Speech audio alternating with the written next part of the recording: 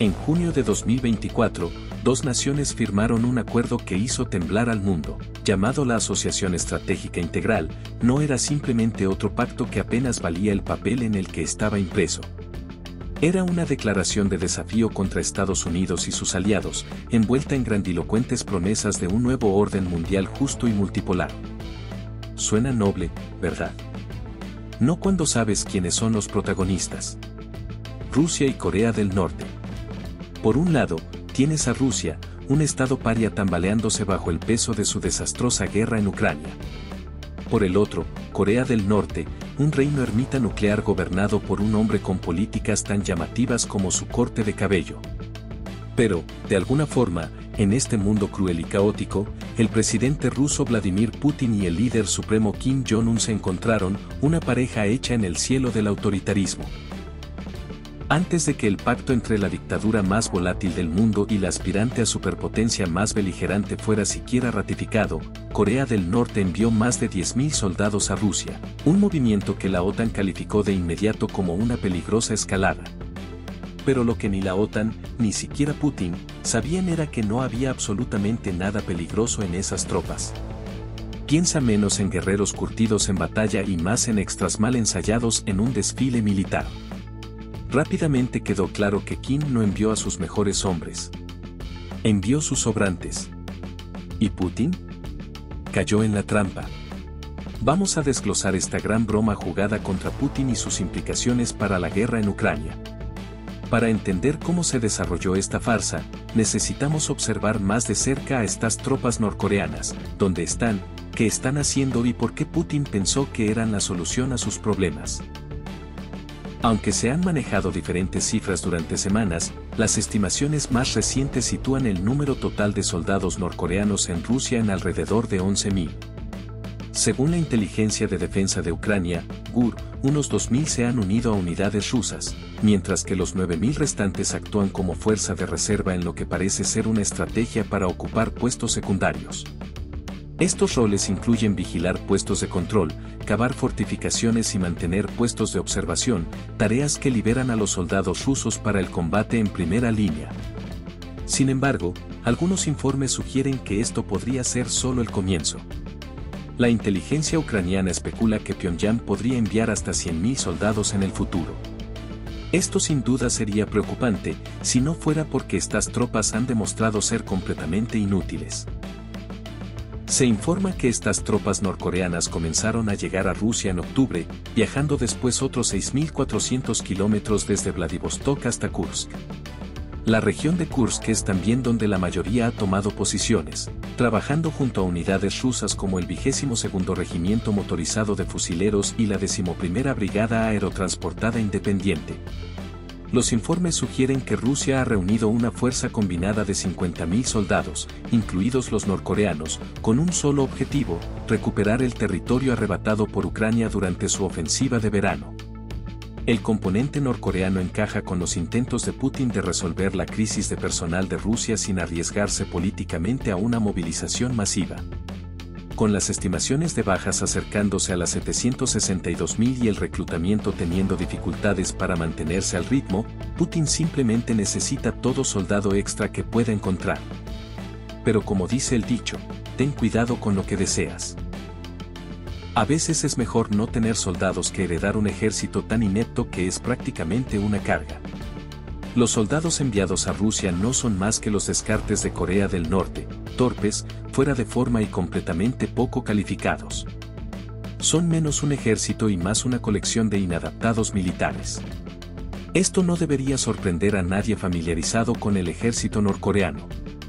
Sí, Corea del Norte puede tener 1.3 millones de efectivos en servicio activo, lo que la convierte en uno de los ejércitos más grandes del mundo. Sin embargo, eso es todo lo que le importa a Kim, la cantidad, no la calidad. Toda la estructura del ejército norcoreano está diseñada en torno a la fuerza bruta, no a la guerra moderna. El entrenamiento es mínimo y obsoleto. Algunos soldados enviados a Rusia ni siquiera podían sostener un fusil sin dejarlo caer.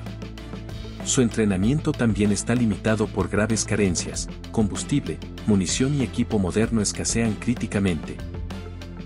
Desertores de Corea del Norte han revelado que muchos soldados pasan más tiempo cultivando papas que disparando armas, ya que son desviados regularmente para apoyar la economía civil en crisis.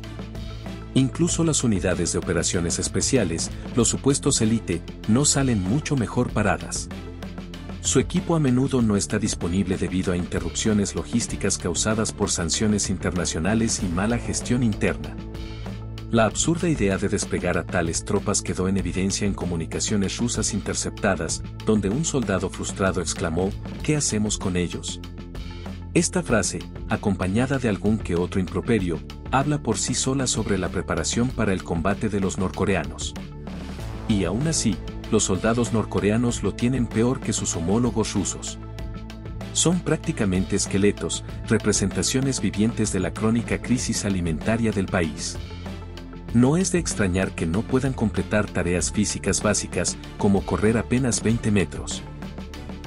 Una creencia perversa de que el hambre produce soldados más duros asegura que incluso las raciones militares sean escasas.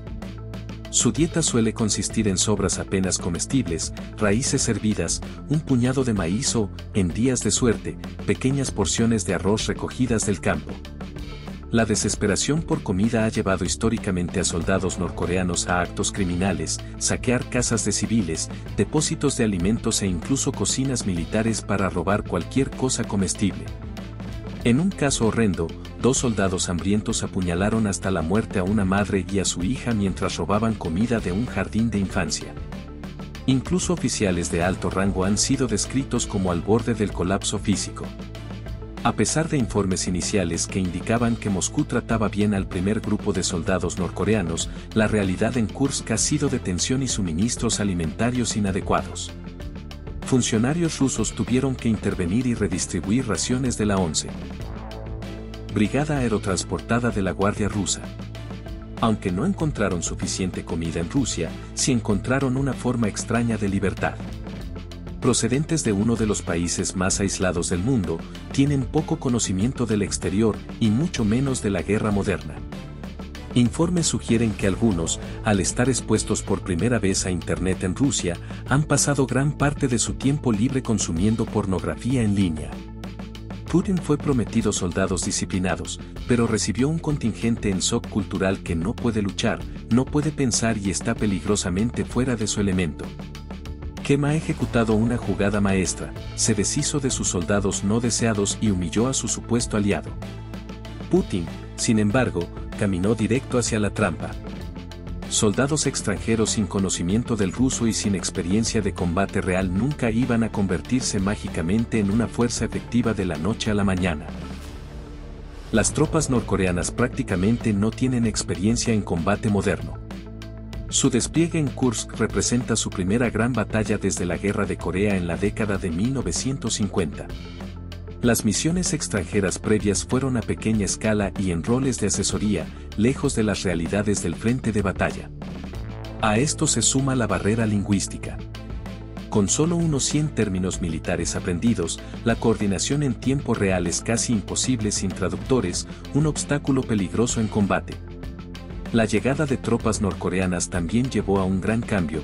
Estados Unidos y aliados autorizaron a Ucrania a usar misiles de largo alcance para atacar territorio ruso, apuntando específicamente a fuerzas rusas y norcoreanas en Kursk.